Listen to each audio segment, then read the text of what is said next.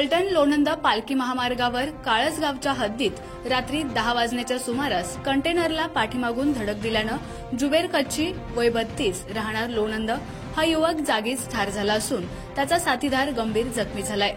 घटनास्थळावरून मिळालेली अधिक माहिती अशी की लोणंदहून फलटणच्या दिशेने जात असलेला कंटेनर क्रमांक MH48 AR 8163 ला पाठीमागून आलेल्या दुचाकी क्रमांक MH 45 L ने जोरदार धडक दिली। यामध्ये डोक्याला गंभीर दुखापत झाल्यानं जुबेर कच्ची याचा जागीच मृत्यू झाला, तर त्याचा साथीदार गंभीर जखमी आहे। खबर गावाकडची रिपोर्टर दिलीप वाघमारे, लोणंद।